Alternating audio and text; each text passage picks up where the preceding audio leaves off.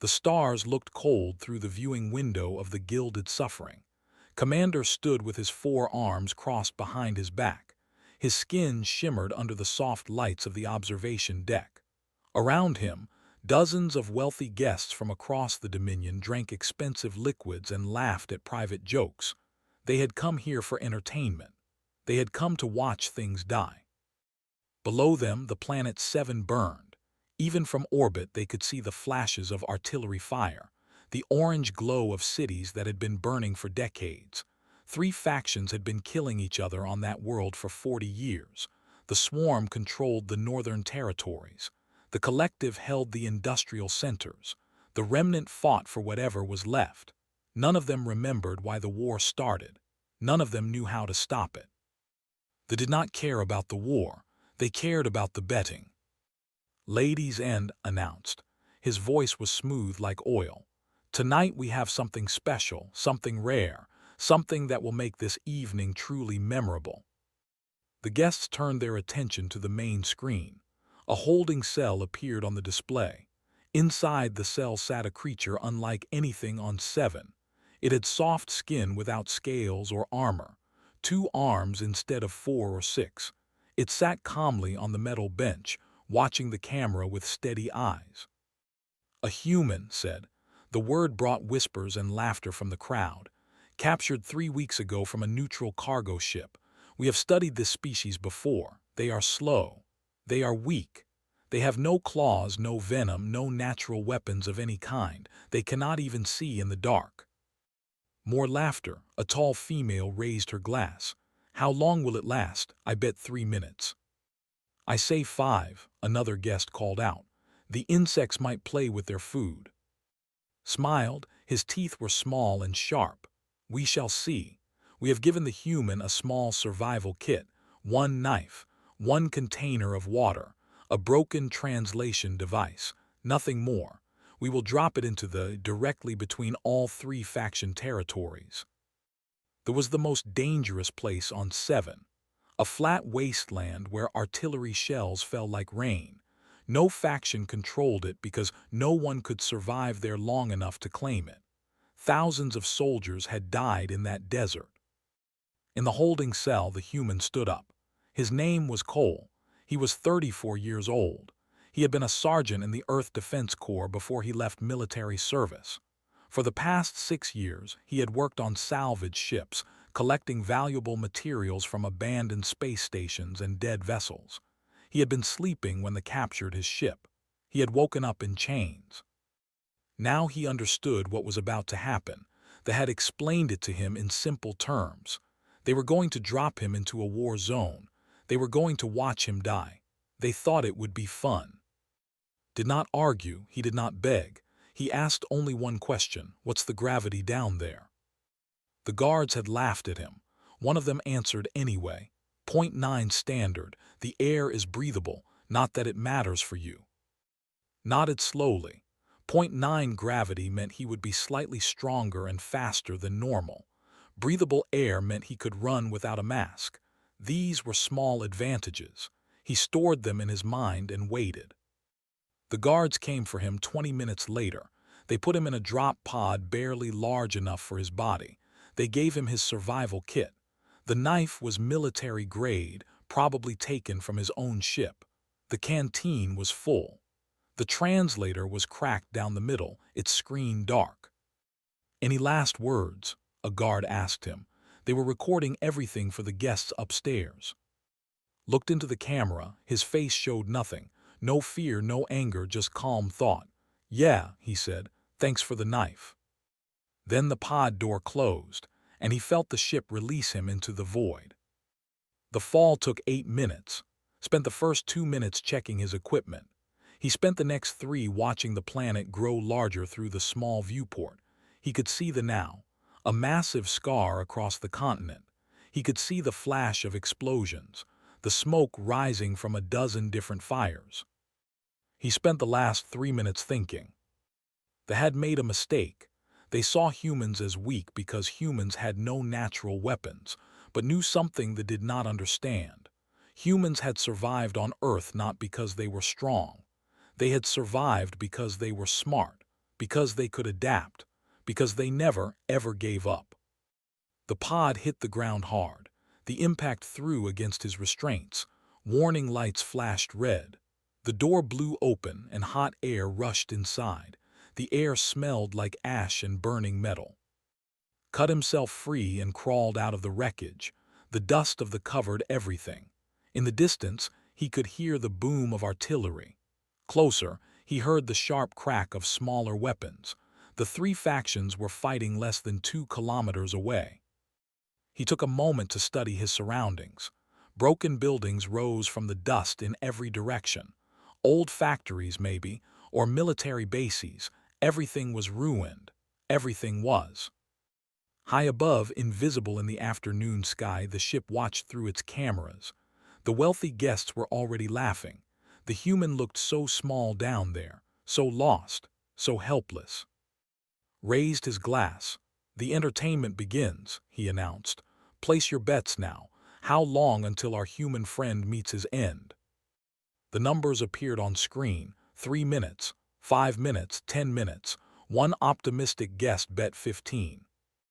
On the surface of 7, Cole finished his survey of the area. He had identified 3 possible shelter points. He had noted the direction of the nearest fighting. He had calculated the position of the sun and estimated how many hours of daylight remained. Approximately 18 hours until sunset. He picked up his knife. He checked his canteen. He started moving toward the nearest ruined building, keeping low, using the debris for cover. The wanted entertainment. They wanted to watch a helpless creature die in a war zone. They thought they understood what humans were. They were wrong. Was not helpless, he was not lost. He was thinking, he was planning, and he was very, very angry. The guests on the gilded suffering would get their entertainment, but not the kind they expected. 2 hours had passed since the drop, was still alive. On the gilded suffering, the guests were becoming confused. Their entertainment was not dying fast enough. Had found shelter in the ruins of an old factory. The walls were thick enough to stop most bullets. The roof had collapsed in places, but that was good. It gave him multiple exits. He crouched near a broken window and watched the war unfold around him. The 3 factions moved in patterns. Had been watching long enough to understand some of those patterns now. The swarm sent small groups of 6 or 7 warriors. They moved fast and attacked without warning. Their bodies were covered in hard black shells, like beetles made of armor.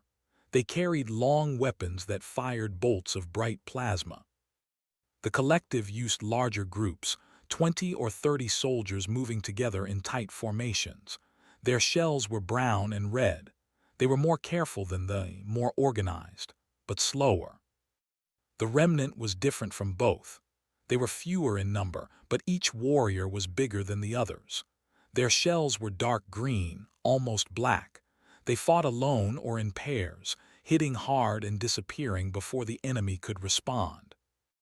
All 3 factions were fighting constantly. The sound of weapons fire never stopped. But notice something strange. The fighting was desperate, wild. The soldiers were not fighting like warriors who expected to win. They were fighting like animals trapped in a corner. They were starving. Could see it in the way they moved. They were fastest, but their movements were becoming sloppy. The collective formations had gaps where soldiers should have been. The warriors were thin beneath their armor. This war was killing all of them, not through battle but through exhaustion. He stored this information and kept watching. The patrol found him in the 3rd hour. 6 warriors came through the factory from the east entrance, heard them before he saw them. Their legs made clicking sounds against the concrete floor. Their mandibles opened and closed as they communicated in a language of clicks and hisses. He pressed himself against the wall and controlled his breathing. He was not afraid. Fear was a luxury he could not afford. Instead, he calculated. 6 enemies, plasma weapons, hard armor. In a straight fight he would die in seconds, but had never planned to fight straight. Above him, a section of the ceiling hung by a few twisted metal beams. He had noticed it earlier. He had planned for this. When the first warrior passed beneath the damaged ceiling, moved, he grabbed a chunk of concrete and threw it hard at the supporting beam. The beam groaned. The looked up. The ceiling came down. 4 warriors disappeared under tons of broken stone and metal. The 5th turned toward, raising its weapon, was already moving. He crossed the distance in 3 steps and drove his knife into the gap between the warrior's head and body. The blade found soft flesh beneath the armor. The fell. The 6th warrior fired. The plasma bolt missed by inches. He could feel the heat on his skin. He rolled behind a pillar and waited. The warrior clicked angrily and advanced. It was scared now. Its movements showed fear. Let it come closer. When the warrior rounded the pillar was not where it expected. He had climbed. He dropped from above, his knife finding the same weak point in the armor. The warrior collapsed without a sound. 6 enemies, 12 seconds, stood among the bodies and caught his breath. On the gilded suffering, the observation deck had gone silent. The guests stared at the screen with wide eyes. Commander gripped his glass so hard it cracked. "What," a female guest whispered, "was that?" No one answered. They had never seen anything kill warriors so quickly. They had never seen anything move like that. The human had not fought with strength. He had fought with his mind. He had used the environment. He had predicted his enemies' movements. He had turned their numbers against them. On the planet's surface was not celebrating. He was working. He searched the bodies and found what he needed: a power cell from a plasma weapon, wiring from a broken communicator, and one warrior who was not dead. The 6th was still breathing, had been careful with that one. He had hit it hard enough to stun, not kill. Now he dragged the warrior to a safe corner and began working on his broken translator. They had given him damaged equipment as a joke. They did not know that had spent 6 years repairing broken technology on salvage ships. They did not know that humans learned by taking things apart and putting them back together. 30 minutes later, the translator flickered to life. The screen was still cracked, but it worked. Held it near the recovering warrior and waited. The warrior woke up and immediately tried to attack, pinned it down with one hand on its throat. The warrior was weak from hunger. It could not break free. "Talk," said through the translator. His words came out as clicks and hisses. "Tell me why you are fighting." The warrior stared at him with compound eyes full of hatred. "You are prey," it said. "You should be dead." "I am not dead," replied. "And I am not your enemy. They are watching us right now. They think this is entertainment. They think your war is a game. Is that what you want, to die for their amusement?" The warrior went still.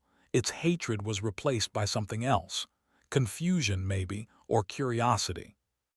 "Why do the fight?" asked again. Slowly the warrior answered. It told about the war, about the decades of death, about how the swarm was dying. Their queen was sick. The only medical facility that could save her was in collective territory. They had been fighting to reach it for 10 years, 10 years of death, and they were no closer than when they started. "We fight because we must," the warrior said. "If the queen dies, the swarm dies, all of us, every last one." Listened, he asked more questions. He learned about the collective and the remnant. He learned about the resources each faction needed to survive. He began to understand the shape of this war. When he had learned enough, he released the warrior. "Go back to your commanders," said. "Tell them a human wants to talk. Tell them I can help." The warrior stared at him. "Why would you help us?" "Because I want to live," said. "And because the creatures watching us from space do not deserve to win." The warrior hesitated for a long moment. Then it turned and disappeared into the ruins. On the gilded suffering, Commander threw his cracked glass against the wall. "What is he doing?" he demanded. "Why did he let it go?" No one had an answer. The betting had stopped. The guests watched in confused silence as their entertainment did something impossible. The human was not trying to survive. He was trying to change the war. 6 hours had passed since coal fell from the sky. The sun had moved across the heavens of 7. The artillery had not stopped, but something was different now. Something was changing. Moved through the war zone like a ghost. He had learned the patrol patterns. He knew where the factions watched and where they did not. He used the shadows and the smoke. He moved when the guns fired and the explosions covered his footsteps. He was everywhere and nowhere at once. The scout had delivered his message. Word had spread through their swarm like fire. A strange creature wanted to talk. A creature that had killed 5 warriors and spared 1. A creature that spoke of enemies in the sky. The commanders did not know what to think, but they were curious. Did not wait for their answer. He had other work to do. He found the collective supply convoy at the 7th hour. 12 vehicles carrying food and ammunition through the eastern sector. 30 soldiers guarding them. Watched from the ruins of a collapsed bridge and counted his enemies. He could not fight 30 soldiers, but he did not need to fight them.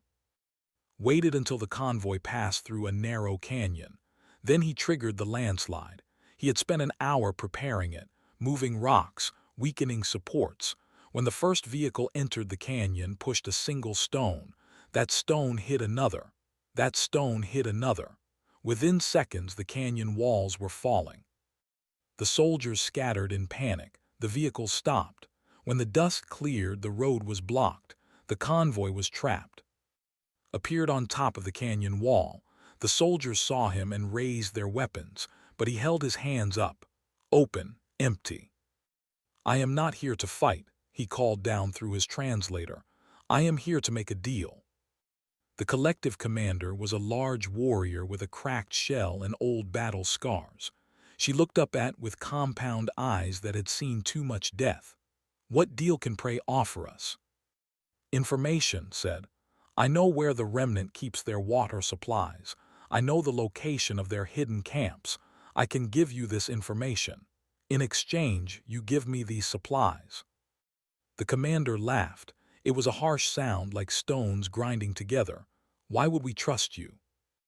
"Because you are dying," said simply. "All of you, collective remnant. This war has no winners, only different speeds of losing. You can shoot me now and stay trapped in this canyon until your enemies find you, or you can let me help." The commander stared at him for a long time, could see her thinking. He could see her weighing the risks. Finally, she lowered her weapon. "Take what you want," she said. "But if you betray us, I will find you. I will make your death last for days." Nodded. He took only food. 3 containers of the dried protein blocks the insects ate. Then he disappeared back into the ruins. He did not go to the camps. He went somewhere else entirely. A refugee settlement on the edge of collective territory. Thousands of civilians huddled in broken buildings, slowly starving. Warriors protected them, but the warriors had no supplies. They were dying alongside the people they guarded. Walked into the settlement at the 8th hour. The warriors surrounded him immediately. 7 massive, each one twice his size. Their weapons hummed with deadly energy. "I bring food," said. He dropped the containers at their feet. "From the collective, a gift to show that peace is possible." The warriors did not move. Their leader stepped forward. He was old his shell was and chipped from countless battles. Why would the collective send food to their enemies? "They did not send it," admitted. "I took it from them, but they let me take it, because I made them understand something important. You are all dying, all 3 factions. The only way any of you survive is if you stop fighting." "You speak madness," the old warrior said. "We have been fighting since before I was born. Peace is impossible." "Peace is impossible because you believe it is impossible," replied. "Let me speak to your council. Let me show them another way."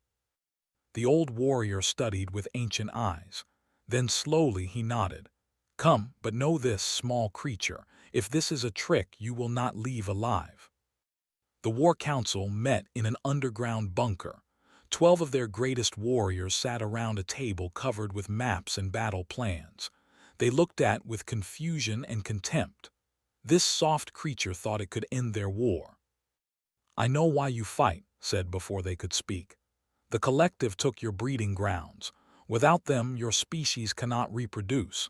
In 50 years, every will be dead. You fight because you have no choice." The council members shifted uncomfortably. This was their deepest secret, their greatest shame. How did this alien know?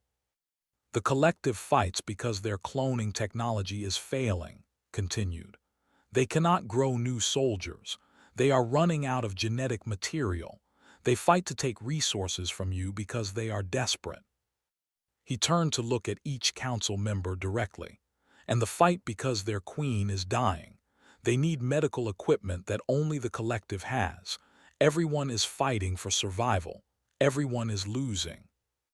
"You know much," the council leader said slowly, "but knowledge does not end wars." "No," agreed, "but understanding can. You all want the same thing. You want to survive. You want your species to continue.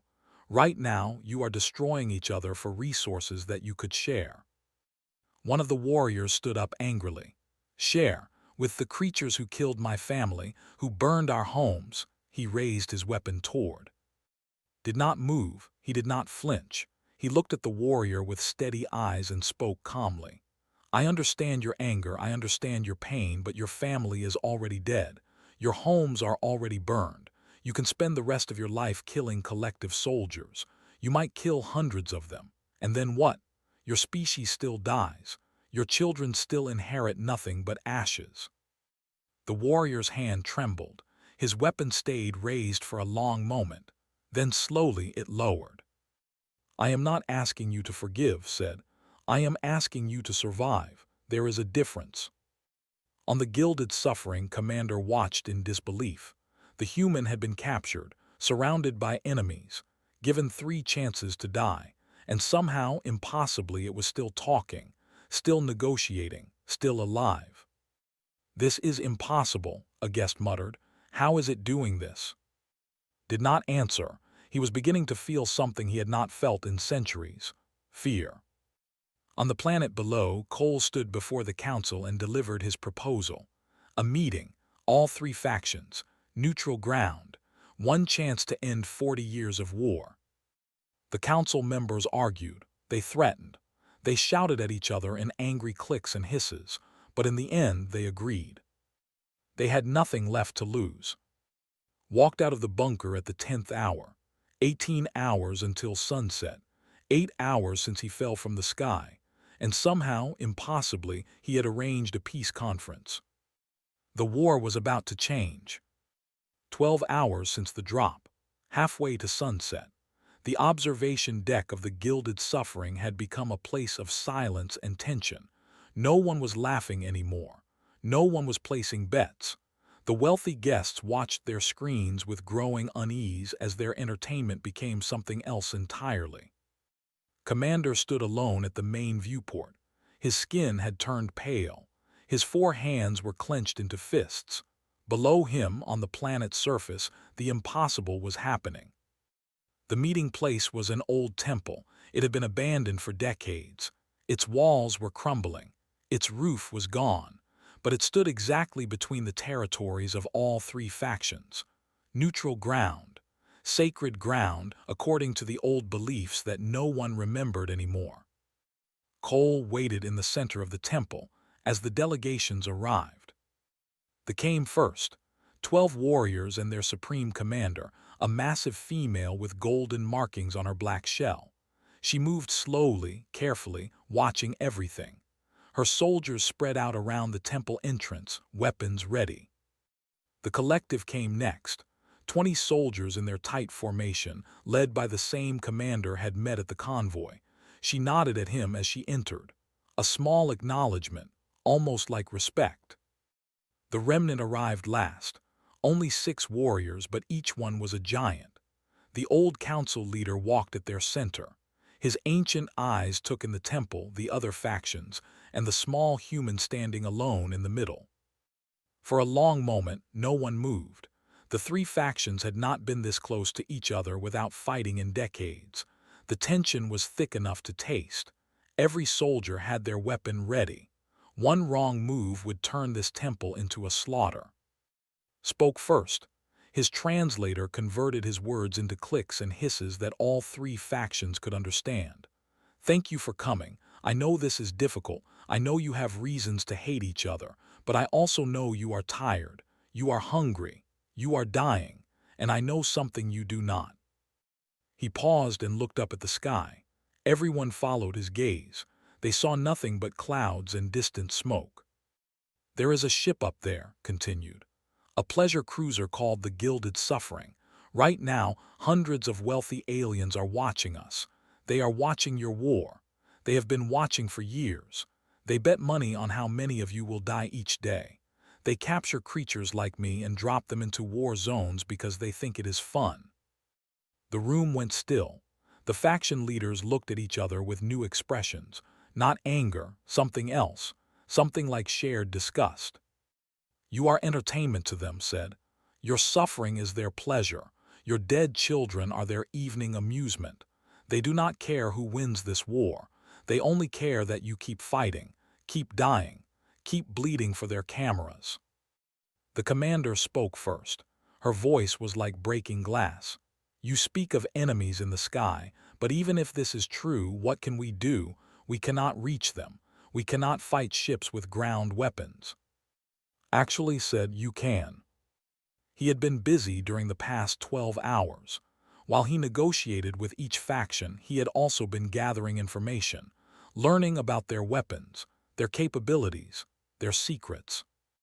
Each of your factions has orbital defense platforms, explained, built during the early years of the war. You never use them against each other because the destruction would be total, mutual annihilation. But together, aimed at a single target, they could bring down that ship without destroying each other. The collective commander stepped forward. You want us to attack they are a major power. They would destroy us in revenge. They would have to admit what they were doing here first, replied. Watching wars for entertainment, capturing intelligent beings for their games. They will not want that information to spread. They will want to pretend this never happened. The old leader spoke slowly. And what happens after? If we destroy their ship, then what? We go back to killing each other. Shook his head. That is your choice. I cannot force you to make peace. I can only show you that peace is possible. Right now, you have a common enemy. They treated all of you like animals, like entertainment. They do not see the difference between and collective, and to them, you are all just insects dying for their amusement. He let that sink in. The three factions looked at each other. For the first time, they were seeing something other than enemies. They were seeing fellow victims. I am asking for 1 hour, said. 1 hour of cooperation. Help me bring down that ship. After that, you can decide your own future, but at least you will have a future to decide. The commander spoke first. The swarm will fight beside you, not for you, for our queen, for our survival. The collective commander nodded slowly. The collective agrees. We will coordinate our orbital platforms with But human, if this is a trap, there will be nowhere in this galaxy where you can hide from us. Everyone looked at the old. He was silent for a long moment. His ancient eyes studied with an expression that was impossible to read. My people have been fighting for 40 years, he said finally. We have lost so much, our homes, our families, our future. I do not know if we can ever have peace with these others, but I know one thing. I am tired of being watched. I am tired of dying for someone else's entertainment. He turned to his warriors. Activate the platforms, aim for the ship. On the Gilded Suffering, alarms began to scream. Commander watched in horror as 3 separate targeting systems locked onto his vessel. The planet below, which had seemed so harmless from orbit, was suddenly bristling with weapons. Old weapons, forgotten weapons, but still deadly. Shields, he screamed, get us out of here. Too late. The first volley struck the ship's engines. The second destroyed the navigation systems. The third cracked the main hull. The Gilded Suffering began to fall. The pleasure cruiser crashed into with a sound like the end of the world. Dust and debris shot into the sky. The impact crater was visible from kilometers away. When the smoke cleared, the ship lay broken on the ground, its beautiful hull cracked and burning. But it was not destroyed. The shields had held just enough to prevent total annihilation. Commander was still alive inside his bridge, surrounded by his elite guards. He sealed the doors and activated the emergency beacon. "Stay calm," he told his guards. "Reinforcements will come. These primitives cannot breach a warship." Outside the crashed vessel, Cole stood at the head of an army. Behind him, for the first time in 40 years, soldiers from all three factions stood together. Warriors clicked their mandibles in anticipation. Collective soldiers checked their weapons in perfect unison. Giants cracked their armored knuckles. They were no longer fighting each other. They were fighting together. Looked at the crashed ship. The sun was moving toward the horizon, 6 hours until sunset. "Let us finish this," he said. The army moved forward. The battle for the Gilded Suffering lasted 4 hours. It was not the longest battle in the history of Seven, but it was the most important. The guards were elite soldiers. They had the best weapons, the best armor, the best training money could buy. They formed defensive lines around the crashed ship and prepared to hold until reinforcements arrived. They expected to slaughter the primitive insects who dared to attack them. They did not expect Cole. The human had spent 6 hours learning how each faction fought. They were fast and aggressive. The collective was organized and precise. They were powerful and patient. Separately, these qualities made them dangerous. Together, under coordination, they became unstoppable. They attacked first. They came from 3 directions at once, their black shells reflecting the dying sunlight. The guards turned to face them, firing their weapons in disciplined volleys. They fell back, drawing the guards forward. Into the trap. The collective strike teams emerged from hidden positions. They had spent an hour digging into the ash and debris, invisible until they struck. Their plasma fire hit the flanks, cutting through their formation. The guards tried to reorganize, but they were not used to fighting enemies who worked together. Then they hit the center. 6 giants smashed into the line like living battering rams. Their massive bodies absorbed plasma fire that would have killed smaller soldiers. Their powerful arms threw guards aside like toys. They broke through the defensive formation and opened a path to the ship. Ran through the gap with a mixed squad behind him. Collective and soldiers fighting side by side. It looked strange. It looked impossible. But it worked. The outer hull breach took 30 minutes. The secondary barriers took another hour. The guards fought hard, but they were overwhelmed. Not by numbers, but by tactics they could not predict. Every time they formed a new defensive line, found a way around it. Every time they thought they understood what he was doing, he changed his approach. Humans were unpredictable. They had never understood what that meant. The bridge doors fell at the 17th hour. Stepped through the smoke and wreckage into Commander's private sanctuary. The commander stood behind his console, surrounded by his last 6 guards. His skin had turned almost white with fear. "Stop," screamed. "I am a citizen of the Dominion. If you kill me, my people will burn this planet to ash." Raised his hand. The soldiers behind him stopped. For a moment, the bridge was silent except for the sparking of damaged systems. "I am not going to kill you," said.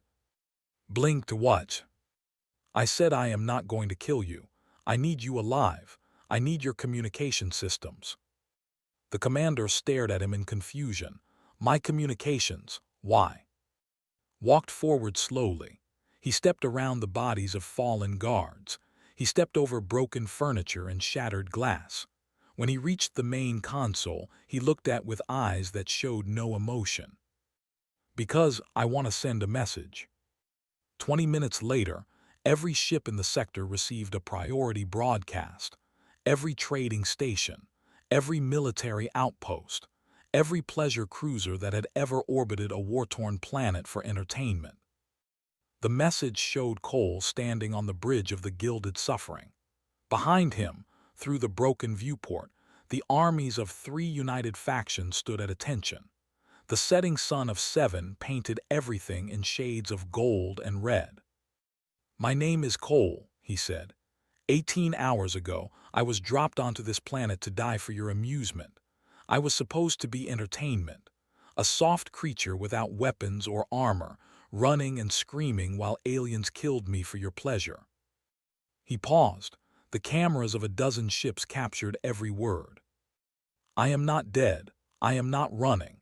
I am standing on your commander's bridge, and behind me stands the united coalition of 7.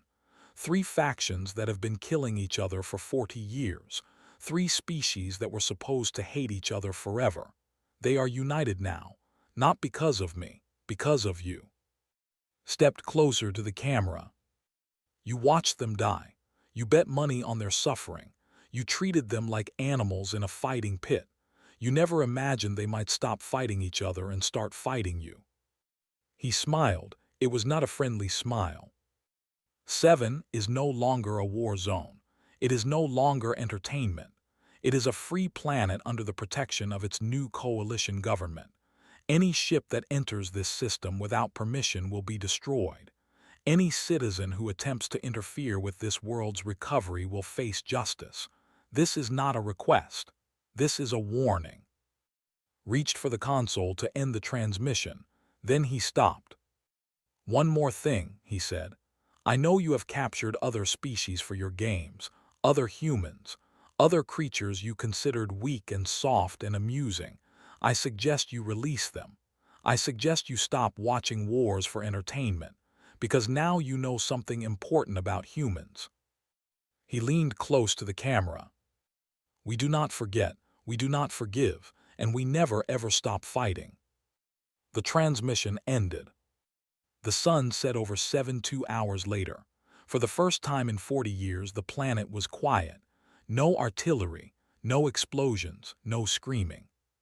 Stood on a hill overlooking the wasteland stretched out before him, dotted with the wreckage of decades of war. But already, things were changing. Coalition crews were clearing debris. Engineers were mapping out reconstruction plans. Medical teams were treating the wounded from all 3 factions. The commander approached him. She moved slowly, carefully, as if she still could not believe what had happened. "The Coalition Council has voted," she said. "They want you to lead us, to be our first chairman." Shook his head. "I am not a leader. I am just a salvage worker who got dropped into the wrong place at the wrong time. You united 3 warring species in a single day. You brought down a warship with ground forces. You did things that should have been impossible." "No," said quietly. "I just showed you what was already possible. You did the rest yourselves." He turned to face her. "Your queen is still sick. The collective medical facility can save her, and the collective has agreed to share their technology. Your people will survive. They will get their breeding grounds back. The collective will receive genetic material from both other species to continue their cloning programs. Everyone gets what they need. Everyone survives." The commander was silent for a long moment. "Why?" she finally asked. "Why did you help us? You owe us nothing. We would have killed you without a second thought." Looked up at the darkening sky. Somewhere up there, ships were fleeing. Somewhere up there, messages were spreading. A human had changed everything. "Because someone had to," he said. "Because I was there, because I could." He smiled. It was a tired smile. The smile of a man who had not slept in almost 20 hours. "Besides," he added, "I really hate being entertainment." 3 days later, a small shuttle lifted off from 7. Cole sat in the pilot's seat, finally heading home. Behind him, the planet he had transformed was already beginning to heal. The new coalition government worked through the night, making plans for reconstruction. Former enemies shared meals together for the first time. Children who had grown up knowing only war learned what peace looked like. As Shuttle left the system, he received a final transmission. It was from all 3 faction leaders, broadcasting together. They did not use words. They used a gesture, a human gesture.